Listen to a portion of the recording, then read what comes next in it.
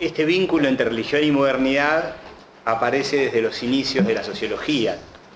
La preocupación básica, si uno lee todos los clásicos, una de las preocupaciones básicas es qué estaba pasando con la religión en tiempos de transformación importante, como eran los impactos de la modernidad, industrialización, etc. Preguntarse cómo el cambio de las estructuras sociales que estaba aconteciendo impactaba en la organización, en la práctica social y también en la experiencia subjetiva de la religión en la sociedad. Entonces, desde un principio la disciplina se fue preguntando por esto, y esa pregunta cuajó en algo que fue hegemónico y vigente durante mucho tiempo, que es la famosa teoría de la secularización, que desde los fines de los 90 está en franca decadencia en cuanto a la formulación que tuvo durante más de 4 décadas. Ahora está mucho más reconceptualizada, reconceptualizándose hacia una teoría de la diferenciación social, o una parte de teoría de diferenciación social, más que hacia un fenómeno propio e ineludible de la modernidad, ¿no? En el marco iluminista, en que fueron leídas estas formas de relación entre religión y modernidad, se plantearon en términos antagónicos. La aparición de la modernidad y la secularización traería decididamente el declive de la religión, su futura desaparición, una racionalidad progresiva y un desencantamiento del mundo, según fue fuertemente aceptado por buena parte de la sociología, o casi todos, incluso los sociólogos especializados en religión, en una parte de los 90. Al final de los 90 empezó a contrastarse que las investigaciones que empezaban a ver demostraban que era empíricamente insostenible esos postulados de declinio, desaparición, desencantamiento. Empezaron a verse que se expresaban en otros códigos y que quizá se estaba leyendo indicadores incorrectos para afirmar su sostenibilidad. De hecho, en muchos casos, recuerdo incluso algunos textos de Uruguay, donde la lectura de que la caída de la cantidad de gente que iba a misa implicaba la desaparición de lo religioso era como lo aceptable, naturalmente, como una consecuencia de la modernidad, la modernización, la secularización. Pero eso fue hegemónico durante décadas en la sociología, y hoy en día algunos, y vamos a citar a uno de los que tuvo esa posición, en los 90 cambió y ahora está por otro lado, como Peter Berger, la modernidad no conduce a la secularización, sino que conduce ineludiblemente al pluralismo. Esa es la hipótesis de Berger en su último libro, del 2014, ¿no? En definitiva, él se replantea incluso sus posturas iniciales en la sociología de la religión, de las cuales ya había tomado distancia en el 99, y vuelve a plantear que en definitiva lo que estamos asistiendo es al impacto del pluralismo, o sea, de diversas verdades expresadas en forma plural en la sociedad, en la forma de construir la vinculación y el significado de lo religioso y en relación también de las instituciones religiosas. Más cuando el pluralismo se ha vuelto un fenómeno global y no solo un asunto aislado de algunas sociedades. Dicho esto, estamos diciendo que la teoría de la secularización está como en permanente revisión de la forma que fue expresada, y que el pluralismo es a la vez un fenómeno social, indiscutible, pero es a la vez un fenómeno individual en la medida que está en la mente de cada uno de los individuos, como valor a incorporar cotidianamente. Ese pluralismo implica la relativización de las visiones del mundo, de las cosmovisiones que los distintos actores de una sociedad tienen, las distintas personas, organizaciones. Y ahí Berger nos propone distinguir entre dos aspectos cruciales, que es la religión en la conciencia y el comportamiento de los individuos, y la religión en las instituciones colectivas. Dice Berger, son dos manifestaciones o expresiones de un fenómeno complejo que no se agota en una de las dos y que tiene las dos partes como componentes de ese fenómeno, ¿no? Pero bueno, también acá en Uruguay hemos utilizado indistintamente algunos términos como estos que vienen, ¿no? Como secularización, laicismo y laicidad. La literatura específica incluso los ha confundido o usado en forma similar muchas veces, ¿no? Y ya hay bastante producción internacional sobre estos temas como para poder empezar a intentar distinguir que son fenómenos conexos pero diferentes, íntimamente vinculados pero diferentes. Y para eso ayuda a veces la mirada comparada, ver cómo esto se vive en otros lugares, darnos cuenta que fenómenos que creemos que son nuestros, en realidad responden a contextos, a procesos históricos, a historias de las comarcas, a equilibrios de poderes, a momentos históricos determinados. Y también pasaríamos por, antes de terminar, por énfasis, si nos da el tiempo, o tipos de laicidad. En Uruguay hablamos de la laicidad y a veces no tenemos del todo claro de qué estamos hablando, ¿no? Hablamos de la separación iglesia o iglesias y Estado. Cuando decimos iglesia, normalmente es separación iglesia-Estado de la Constitución del 19, que era de la Iglesia Católica. Confundimos a veces esto con secularización y o laicismo. Y aparece muchas veces este debate con estos tres términos cuando hablamos de la presencia de símbolos religiosos en el espacio público, ¿no? Parece que ese, para los uruguayos al menos, es un asunto vinculado con la laicidad. También aparece muchas veces en esa distinción entre lo público y lo privado, cuando en Uruguay tenemos una larga tradición de confundir o identificar lo estatal con lo público. El Estado con la polis, son elementos definitivamente diferenciales. Y yo tiendo a pensar que no vivimos en un país laico, sino vivimos en un país que tiene un Estado laico, en una sociedad que es a todas luces plural, que muestra una enorme cantidad de diferenciación religiosa y de propuestas religiosas. Hace unos años ya hicimos una guía de la diversidad religiosa a Montevideo y paramos en el grupo religioso número 55 cuando habíamos detectado más de 110 porque era enorme la diversidad religiosa que tenía Montevideo, aunque no la vemos, la invisibilizamos y a veces mucho desde la academia, ¿no? Y un término que siempre aparece, que es muy curioso porque también es nuestro, es el tema de violar la laicidad. La violamos mucho, parece los uruguayos, porque aparece con presencia fuerte en la prensa. Hicimos un tiempo una serie de seguimientos de notas de prensa y aparecen tres énfasis en esto de violar la laicidad en Uruguay, ¿no? La introducción de elementos religiosos en el sistema educativo estatal. Si alguien en el sistema educativo estatal expresa públicamente algo que tenga que ver con lo religioso, entramos en una zona donde algo aparentemente se viola. La introducción de visiones político-partidarias en el sistema educativo estatal también. Son los dos énfasis fuertes de la laicidad en Uruguay, el religioso y el político-partidario. Uno tiende a pensar que si uno a un alumno le introduce una visión político-partidaria, está violando un código ético, no otra cosa, pero bueno, los uruguayos lo vemos como violación de la laicidad. Y el tercer punto es el de la presencia de elementos religiosos en el espacio público, ¿no? En los debates que encontramos en prensa, la sociedad uruguaya está por estos carriles en términos de la laicidad, que vamos a retomar eso, pero ahora vamos a pasar de vuelta por la secularización. Y voy a agarrar solo un autor porque en el poco tiempo que tenemos no va a dar para muchas disquisiciones de matices con otros autores. Pero el trabajo de José Casanova, que ya tiene unos años, es del 98, que se llama Religiones Públicas en el Mundo Moderno, donde él trabaja en distintos países cómo es la acomodación de lo religioso, lo público, lo privado, el Estado, etc., ¿no? Entonces nos dice que en el proyecto original, o en la teoría de secularización dominante hasta ese momento, aparecían tres elementos como constitutivos indisolublemente asociados.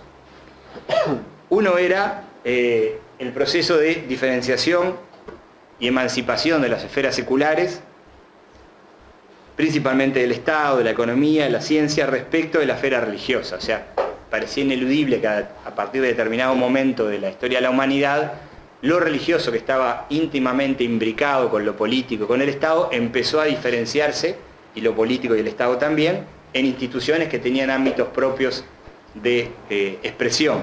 La economía le pasó lo mismo, etc., ¿no? Este es uno de los tres elementos, maneja Casanova. El segundo es el de la decadencia de la religión. La tesis venía que con la modernidad, el iluminismo, la ciencia, la religión era un elemento decadente. Mencionábamos hace un rato la confusión de indicadores de asistencia a culto con analizar en eso la decadencia de la religión.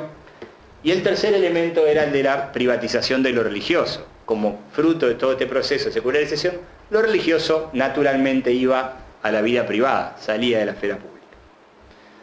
Pero resultó que en varias investigaciones y en la tesis de doctorado de Casanova, que es esta que hago referencia, él demuestra que el primer postulado es el que le parece consistente con lo que realmente ha sucedido. Esa diferencia y especialización de esferas parece ser inevitable, ha sucedido y está sucediendo así.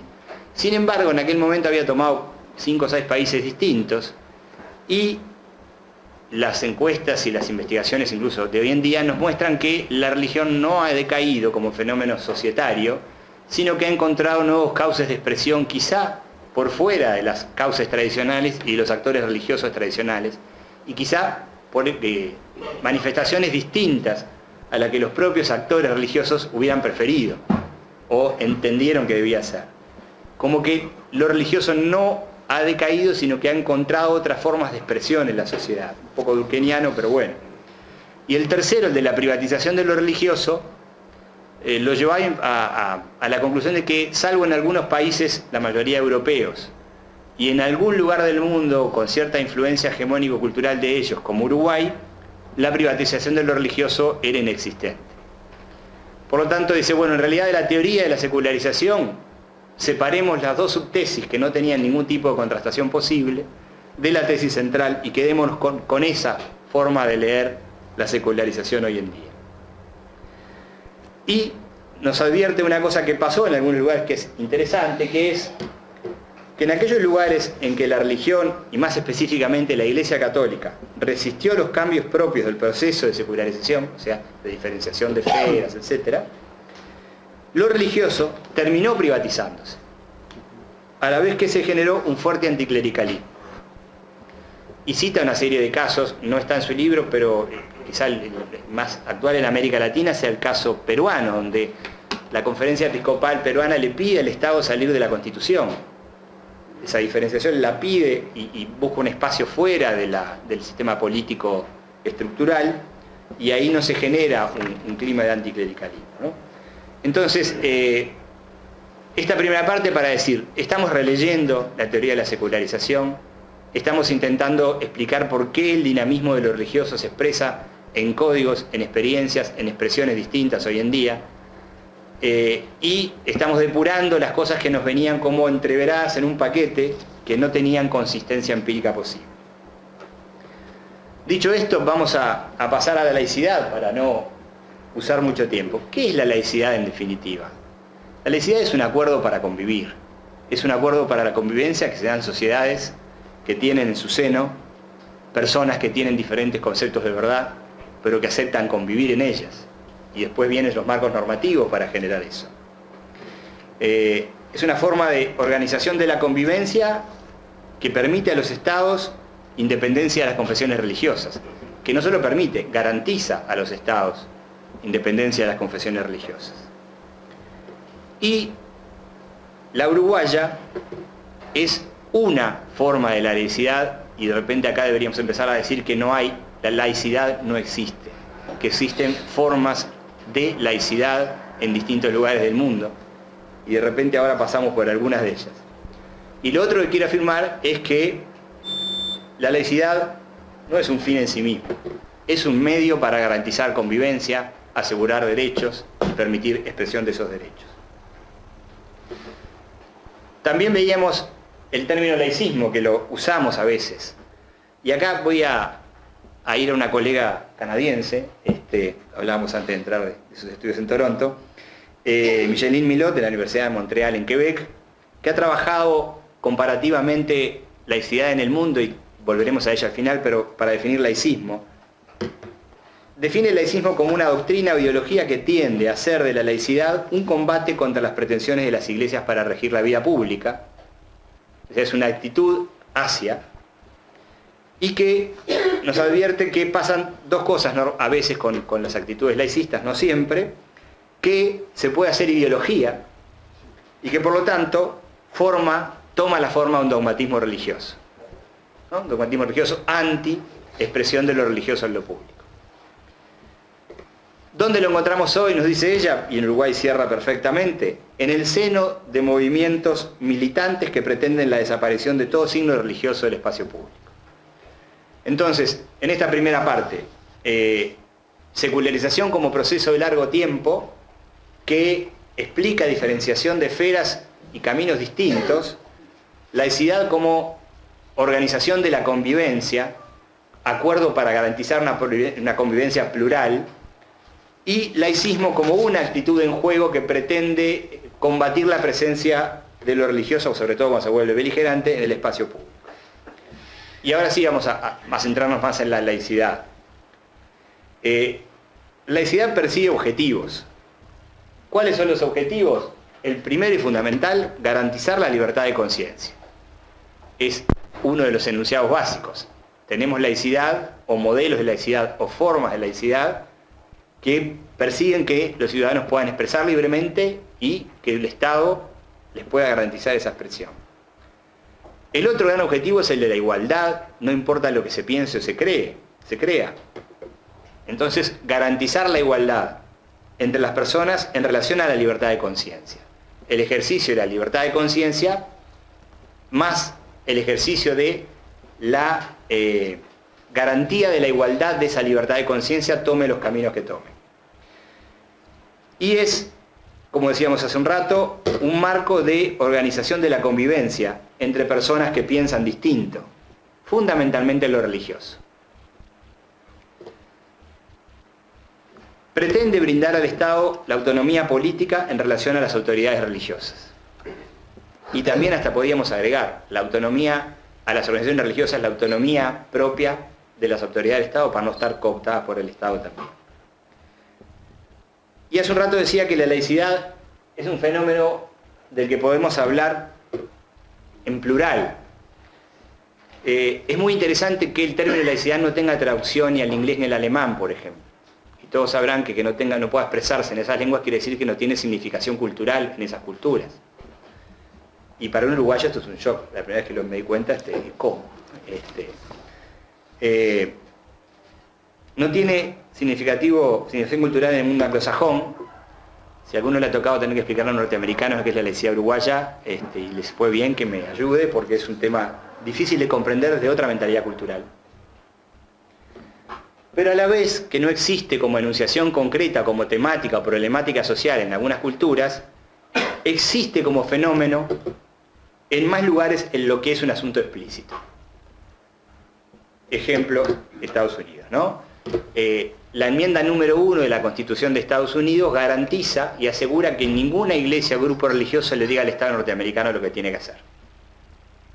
Eso es laicidad, aunque ellos no lo tengan incorporado en su idioma. Eso es asegurar que el Estado no pueda ser manejado por ninguna confesión religiosa. Tenemos diferencias. Por ejemplo, para nosotros, además de eso, está el tema de cómo se expresa en lo público. En Estados Unidos y en el mundo anglosajón no hay problema con la expresión de lo religioso en lo público. El concepto básico es, si esto es un derecho de los ciudadanos y hay garantías para que ese derecho se exprese, los ciudadanos tienen derecho a expresar en lo público parte de lo que creen. Y el Estado les garantiza que eso sea así. Ustedes habrán visto en algunas películas que en algunas cortes están los 10 mandamientos atrás, ¿no? Bueno, eso sí fue objeto de observación por la Suprema Corte de Estados Unidos, porque implicaba que una confesión particular, según la enmienda 1, pudiera sugerirle a quien estaba siendo juzgado que no tuviera esa concepción de la verdad, que se iba a basar en ella y no en las leyes comunes del Estado. El mismo año de ese fallo se había construido, no me acuerdo si era en Michigan, un monumento público en la calle con fondos del ayuntamiento y privados, en una plaza, pongamos en la placita que está acá enfrente de la facultad.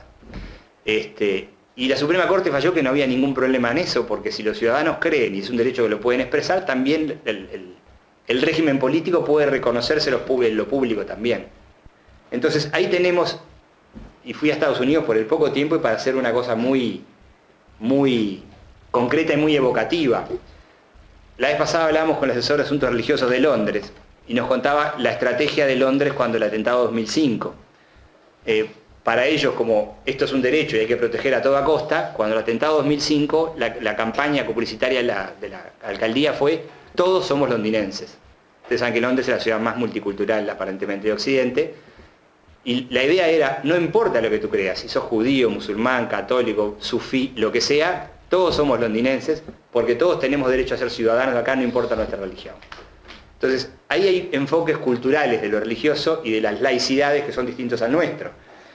El otro asunto, en los estados confesionales, uno tiende a pensar que los estados confesionales son estados que, desde el modelo nuestro, como del pasado o atrasados, díganse los dinamarqueses, díganse los británicos, que tienen estados confesionales. La diferencia con nuestro régimen es que aunque tienen estados confesionales, las tomas de decisiones políticas del Estado no se basan en los preceptos de las iglesias, sino en lo que emana del voto popular, en la representación política partidaria, ¿no? Pero no necesitaron tener separación iglesia-Estado en la Constitución. Y la reina de Inglaterra, que era la garante de la fe británica, hoy es la garante de las fes de la población del Reino Unido. Distintos enfoques culturales, simplemente para hacer una rápida pasada. No hay un modelo único, no me va a dar el tiempo, voy a tener que empezar a cortar. No hay un modelo único. Y en Uruguay el nacimiento del modelo actual estaba ligado a una serie de asuntos. El Estado naciente, que reclamaba para sí control de espacios de la vida social que estaban en manos de la Iglesia Católica, el jacobinismo imperante en la época, el clima iluminista, un énfasis hiperintegrador que tenemos y tuvimos los uruguayos, una Iglesia Católica en posiciones claramente antimodernas, que se negaba a perder el lugar social que venía ocupando en manos del Estado naciente, que hasta ese momento se legitimaba desde el propio Estado, era parte de la Constitución. La Constitución uruguaya tenía el presupuesto nacional tenía el presupuesto de la Iglesia Católica, y que tenía un clima de fuerte enfrentamiento por estos asuntos con el Estado naciente de esa época. Tiendo a pensar que el contexto actual es un poco distinto, 100 años después, un Estado consolidado y no amenazado por ninguna institución religiosa, una valorización social de la diversidad y no de la uniformidad que tanto nos obsesionó, de las túnicas y las moñas, o todo lo que...